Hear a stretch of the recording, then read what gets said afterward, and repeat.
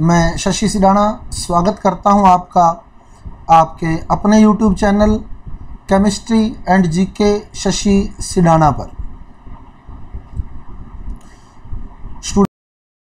Hello students, तो अब पाचन तंत्र का अंतिम टॉपिक हम डिस्कस करने जा रहे हैं, पाचन की क्रियाविधि। पाचन तंत्र में हम आहार नाल का वर्णन डिस्कस कर चुके हैं, पाचक ग्रंथियां डिस्कस कर चुके हैं। अब पाचन की क्रियाविधि जो कि इसका अंतिम टॉपिक है, तो सबसे पहले भोजन जाता है मुख में। तो सबसे पहले भोजन पहुंचता है मुख में। तो एक बार फिर मैं निवेदन करना चाहूँगा आपसे, जिन्होंने पहले वाले वीडियो नहीं देखे हैं उनका लिंक मैंने डिस्क्रिप्शन बॉक्स में दिया है। पाचन से रिलेटेड, पाचन तंत्र से रिलेटेड जिन्होंने पहले वाले वीडियो नहीं देखे उनका लिंक मैंने डिस्क्रिप्शन बॉक्स में दिया है, तो वहाँ से वो पहले वाले वीडियो देख सकते हैं। और फिर पाचन की क्रियाविधि पर, तो पाचन की क्रियाविधि, तो सबसे पहले भोजन पहुँचा मुख में। तो मुख गुहा में जो भोजन है उसका पाचन, जो एंजाइम यहाँ काम करता है वो है एमाइलेज या एमिलेज। एमाइलेज जिसको हम टाइलिन भी कहते हैं, एमाइलेज या टाइलिन, बहुत ही इंपॉर्टेंट क्वेश्चन है। लार में पाया जाने वाला एंजाइम है। तो मुख गुहा में भोजन के अंदर लार मिक्स होती है और लार में पाया जाने वाला एंजाइम एमाइलेज या टाइलिन। तो ये ग्रंथियाँ दिखाई हुई हैं, लार ग्रंथियाँ, सिलेवरी ग्लैंड्स, जिनको हम पहले पढ़ चुके हैं। कर्णपूरक ग्रंथि, अधोजंब ग्रंथि, अधोजीवा ग्रंथि, पैरोटिड ग्लैंड, सब मैंडिबुलर ग्लैंड, सब लिंगुअल ग्लैंड। तो इनके बारे में हम पढ़ चुके हैं। तो ये लार मिक्स करती हैं भोजन के अंदर, और लार में पाया जाने वाला एंजाइम एमाइलेज या टाइलिन, जिसका मुख्य कार्य जो है वो पॉलीसैकेराइड, जो कि हमारा भोजन होता है स्टार्च, पॉलीसैकेराइड को ओलिगोसैकेराइड जैसे माल्टोज में कन्वर्ट करता है। पॉलीसैकेराइड को ओलिगोसैकेराइड जैसे माल्टोज में कन्वर्ट करता है। तो एमाइलेज का कार्य है या टाइलिन का कार्य है। सबसे इंपॉर्टेंट क्वेश्चन तो यही है, मुख लार में पाया जाने वाला एंजाइम है तो एमाइलेज या टाइलिन। अब भोजन जो है लार मिक्स हो जाती है इसके अंदर, तो पॉलीसैकेराइड माल्टोज में कन्वर्ट हो जाता है, और लार मिक्स होने के बाद भोजन जो है वो बोलस के रूप में जाना जाता है, बोलस। तो बोलस के रूप में भोजन आगे बढ़ता है, ग्रसनी और ग्रसिका से होता हुआ कर्मानुकुंचन गति के माध्यम से अमाशय में आ जाता है। अब ये बड़ा भाग जो आप देख रहे हैं ये अमाशय। तो अमाशय में इस भोजन के अंदर जठर रस का मिश्रण हो जाता है, और जठर रस में मुख्यतः HCl और पेप्सिनोजन, HCl और पेप्सिनोजन पाए जाते हैं, HCl और पेप्सिनोजन। अब HCl क्या करता है? HCl के कुछ महत्वपूर्ण कार्य, एक तो ये भोजन के माध्यम को अम्लीय बनाता है, भोजन के माध्यम को अम्लीय बनाता है। तो पहला इंपॉर्टेंट क्वेश्चन यही है कि अमाशय में भोजन का माध्यम है, अमाशय में भोजन का पाचन किस माध्यम में होता है? तो अम्लीय माध्यम में होता है। और अगर HCl की अधिकता हो जाए तो उसे हम एसिडिटी, अम्लता के नाम से जानते हैं। तो HCl भोजन के माध्यम को अम्लीय बनाता है। दूसरा कार्य, भोजन में जो हानिकारक जीवाणु होते हैं उनको नष्ट करता है, भोजन में जो हानिकारक जीवाणु हैं उनको नष्ट करता है। और तीसरा जो इसका मुख्य कार्य है, ये पेप्सिनोजन को पेप्सिन में बदलता है, पेप्सिनोजन को पेप्सिन में बदलता है। तो HCl की उपस्थिति में पेप्सिनोजन जो होता है वो पेप्सिन में बदल जाता है। तो इस प्रकार पेप्सिनोजन का परिवर्तन हो जाता है किसमें? पेप्सिन में। और पेप्सिन जो है वो प्रोटीन का पाचन करता है। तो प्रोटीन जो है वो पेप्सिन द्वारा पाचित किया जाता है। आंशिक पाचन होता है यहाँ प्रोटीन का, क्योंकि भोजन का पूर्ण पाचन छोटी आंत में होगा, तो यहाँ प्रोटीन का आंशिक पाचन होता है और वो पेप्टाइड में बदल जाता है, क्योंकि प्रोटीन के पूर्ण पाचन से अमीनो अम्ल बनते हैं। तो यहाँ प्रोटीन का आंशिक पाचन होता है पेप्सिन के द्वारा और वो पेप्टाइड में बदल जाता है। अब याद रखने का तरीका ट्रिपल पी याद रख लें कि प्रोटीन जो है वो पेप्सिन की प्रेजेंस में पेप्टाइड में बदलता है। तो प्रोटीन जो है वो पेप्सिन की प्रेजेंस में पेप्टाइड में बदलता है। तो इस प्रकार आमाशय में प्रोटीन का पाचन होता है और बच्चे जो हैं वो प्रोटीन को दूध के माध्यम से ग्रहण करते हैं और दूध में पाया जाने वाला प्रोटीन है कैसीन प्रोटीन। दूध में पाया जाने वाला प्रोटीन कैसीन प्रोटीन, और कैसीन प्रोटीन के पाचन के लिए रेनिन एंजाइम भी आमाशय से ही स्रावित होता है। रेनिन का स्राव अगर पूछ लेता है कैसीन प्रोटीन का पाचन, बहुत ही इंपॉर्टेंट क्वेश्चन है, कैसीन प्रोटीन का पाचन किस एंजाइम द्वारा किया जाता है, तो वो रेनिन एंजाइम द्वारा किया जाता है। और रेनिन जो है वो कैसीन को पैराकैसीन में बदल देता है, पैराकैसीन। तो रेनिन जो है वो कैसीन का पाचन करता है।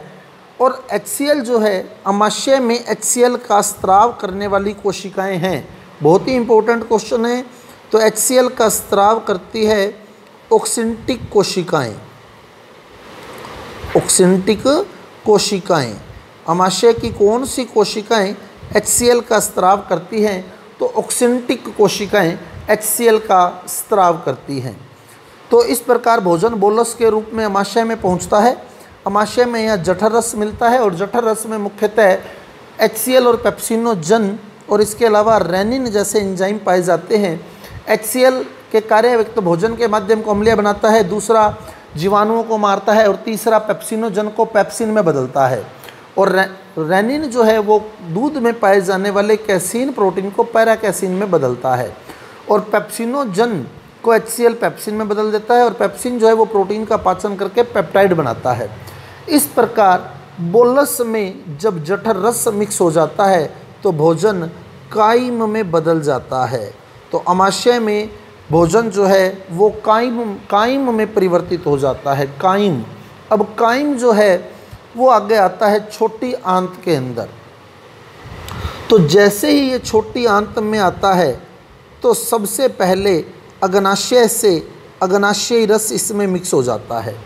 तो अग्नाशय से मिक्स हो गया क्या, अग्नाशयी रस।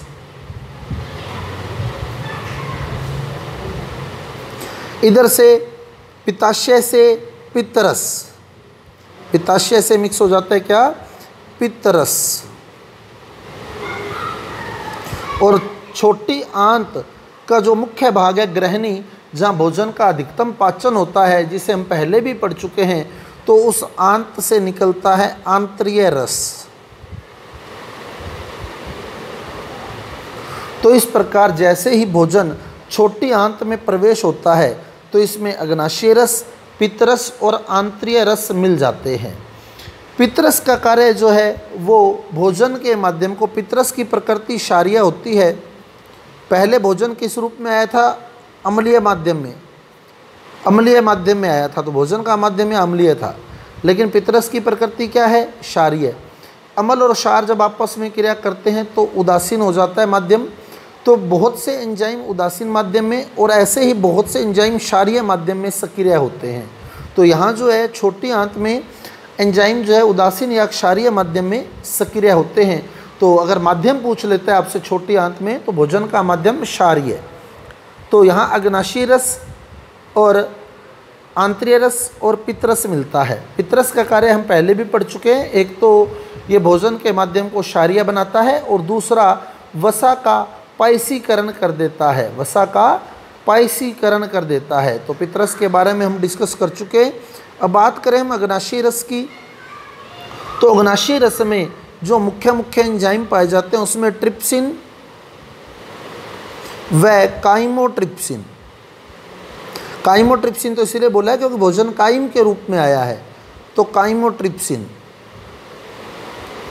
ट्रिप्सिन व काइमोट्रिप्सिन, लाइपेज बहुत ही इंपॉर्टेंट एंजाइम है, लाइपेज और न्यूक्लिएज। न्यूक्लिएज या न्यूक्लिएजेज, दोनों ही नाम से पेपर में आ जाता है, न्यूक्लिएज या न्यूक्लिएजेज। ट्रिप्सिन व काइमोट्रिप्सिन, लाइपेज और न्यूक्लिएजेज। अब सबसे पहली बात ट्रिप्सिन व काइमोट्रिप्सिन की। तो ट्रिप्सिन व काइमोट्रिप्सिन क्या करते हैं, ये प्रोटीन का पूर्ण पाचन करते हैं, यानी प्रोटीन को पेप्टाइड में, पहले प्रोटीन पेप्टाइड में बदला था, आंशिक पाचन हुआ था, अब ये प्रोटीन का पूर्ण पाचन करते हैं, यानी प्रोटीन को पेप्टाइड में और पेप्टाइड को आगे अमीनो अम्ल में बदल देते हैं। तो ट्रिप्सिन व काइमोट्रिप्सिन प्रोटीन को पेप्टाइड में और पेप्टाइड को आगे अमीनो अम्ल में कन्वर्ट कर देते हैं। इस प्रकार यहाँ प्रोटीन का पूर्ण पाचन होता है। लाइपेज क्या करता है, लाइपेज लिपिड यानी वसा का पाचन करता है। लाइपेज वसा का पाचन करता है और वसा को वसा अम्ल व ग्लिसरोल में तोड़ देता है। वसा को वसा अम्ल व ग्लिसरोल में तोड़ देता है। तो लाइपेज जो है वो वसा के पाचन में महत्वपूर्ण भूमिका निभाता है और उसे वसा अम्ल व ग्लिसरोल में तोड़ देता है। और न्यूक्लिएजेस जो है वो न्यूक्लिक अम्ल का पाचन करते हैं। न्यूक्लिक अम्ल के अगर अणु यहाँ पहुँच जाते हैं तो उनका पाचन, न्यूक्लिक अम्लों का पाचन यानी डीएनए और आरएनए का पाचन जो है, न्यूक्लिक अम्ल दो प्रकार के होते हैं, डीएनए और आरएनए। तो डीएनए और आरएनए का पाचन करके उसे न्यूक्लियोटाइड में तोड़ता है न्यूक्लिएज। न्यूक्लियोटाइड में तो डीएनए और आरएनए न्यूक्लिएज न्यूक्लिक अम्लों का पाचन करता है। तो ट्रिप्सिन व काइमोट्रिप्सिन प्रोटीन का पाचन करते हैं, लाइपेज वसा का पाचन करता है और न्यूक्लिएज डीएनए और आरएनए का पाचन करता है। ये अग्नाशयी रस के मुख्य एंजाइम है। ऐसे ही आंतरीय रस में भी बहुत से एंजाइम पाए जाते हैं, जिसमें मुख्यतः जो माल्टोज बना था या जो दुग्ध शर्करा होती है लैक्टोज, शर्कराओं का पाचन करने के लिए इसमें मेन एंजाइम जो होते हैं आंतरीय रस में, जिसमें माल्टेज जो कि माल्टोज का पाचन करता है, सुक्रेज या इन्वर्टेज जो कि सुक्रोज का पाचन करता है, सुक्रेज या इन्वर्टेज जो कि सुक्रोज का पाचन करता है, लैक्टेज जो कि लैक्टोज का पाचन करता है। ये सारी माल्टेज, सुक्रेज और लैक्टेज जो हैं, ये सारे शर्कराओं को ग्लूकोज में तोड़ देते हैं, यानी सरल शर्करा में तोड़ देते हैं। माल्टोज, सुक्रोज, लैक्टोज ये सारी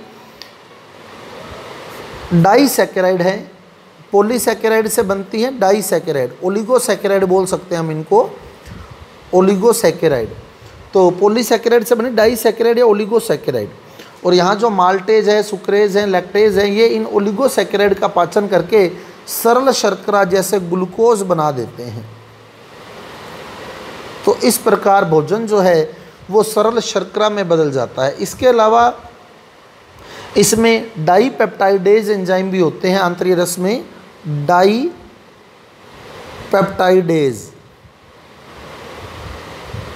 डाईपेप्टाइडेज जो डाईपेप्टाइड का पाचन करते हैं, क्योंकि प्रोटीन का हालांकि ट्रिप्सिन और काइमोट्रिप्सिन लगभग पूर्ण पाचन कर देते हैं, लेकिन अभी भी कुछ पेप्टाइड जो है वो डाईपेप्टाइड की फॉर्म में बचा रहता है, डाईपेप्टाइड। तो डाईपेप्टाइड को अमीनो अम्ल में तोड़ने का कार्य डाईपेप्टाइडेज एंजाइम द्वारा किया जाता है, जो कि आंतरीय रस में पाया जाता है, डाईपेप्टाइडेज। इसके अलावा इसमें देखेंगे आप तो फास्फेटेज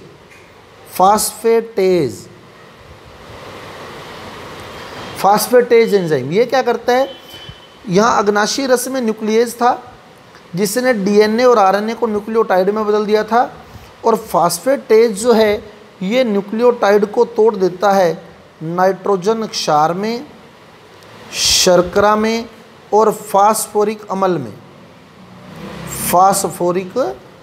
में। तो फास्फेटेज क्या करता है, न्यूक्लियोटाइड को तोड़ देता है नाइट्रोजन क्षार में, शर्करा में और फास्फोरिक अम्ल में।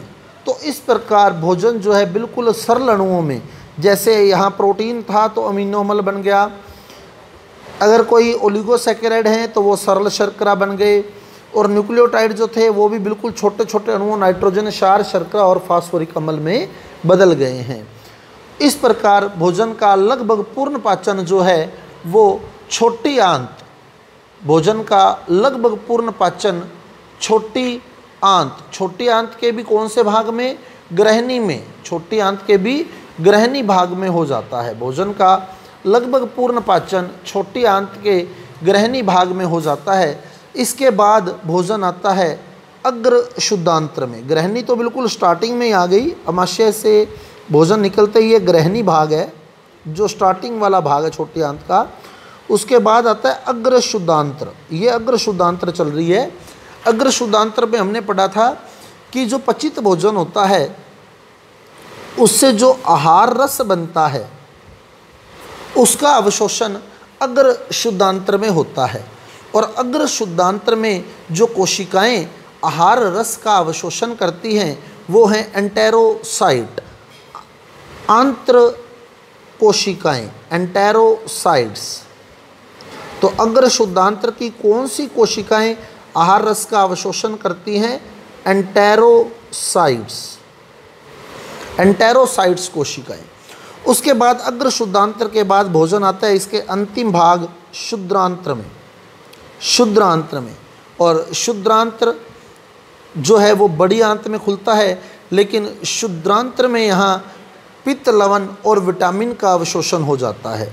पित्त, लवण और विटामिन का, शुद्धांत्र के अंदर पित्त, लवण व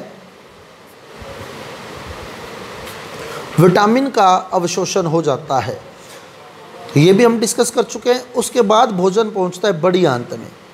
बड़ी आंत में जीवाणु पाए जाते हैं जो छोटी आंत में शेष बचे अपचित भोजन को भी किण्वन क्रिया के द्वारा बिल्कुल सरल, किण्वन में क्या होता है? जटिल अणु सरल अणु में बदल जाते हैं। तो बड़ी आंत में जो जीवाणु होते हैं वो किण्वन क्रिया के द्वारा अपचित भोजन को भी सरल अणुओं में तोड़ देते हैं और इसके बाद उससे जो जल और खनिज लवण होते हैं उसके अंदर उनका अवशोषण कर लिया जाता है। बड़ी आंत के अंदर जल का और खनिज लवणों का अवशोषण कर लिया जाता है। तो सबसे पहला भाग हमने पढ़ा था अंधांत्र, अंधांत्र या अंधनाल, सिकम बोलते हैं जिसको। क्रमी रूप प्रशेषिका इसी का ही भाग है, क्रमी रूप प्रशेषिका या अपेंडिक्स। तो यहाँ भी भोजन का पाचन से जो आहार रस बना है उसका अवशोषण होता है। और बड़ी आंत का जो सबसे मुख्य कार्य है वो जल व खनिज लवणों का अवशोषण करना। उसके बाद ये वृहदांत्र आ जाती है जिसमें आरोही, फिर अनुप्रस्थ, फिर अवरोही और फिर सिग्मा रूपी। तो ये सिग्मा रूपी, तो ये थी वृहदांत्र। तो उसके बाद आ जाता है लास्ट भाग इसका ये मलाशय। तो यहाँ तक आते आते भोजन जो है, अपचित भोजन जो है वो मल में परिवर्तित हो जाता है। अपचित भोजन मल में परिवर्तित हो जाता है, यानी इससे जल और खनिज लवणों का बिल्कुल अवशोषण हो जाता है और भोजन जो है अपचित भोजन मल के रूप में मलाशय में एकत्रित हो जाता है और अंत में गुदा द्वार से बाहर निकाल दिया जाता है। तो इस तरह अवशिष्ट पदार्थ जो होते हैं वो गुदा द्वार से हमारी बॉडी से बाहर निकाल दिए जाते हैं। तो ये थी पाचन की क्रियाविधि जिसमें हमने एंजाइमों का रोल पढ़ा कि कौन सा एंजाइम क्या क्रिया करता है। तो स्टूडेंट्स, यदि आपको मेरा वीडियो अच्छा लगा है, समझ आया है, तो कृपया मेरे वीडियो को लाइक कीजिएगा, शेयर कीजिएगा, मेरे चैनल को सब्सक्राइब कीजिएगा। मिलते हैं अगले वीडियो के साथ। धन्यवाद।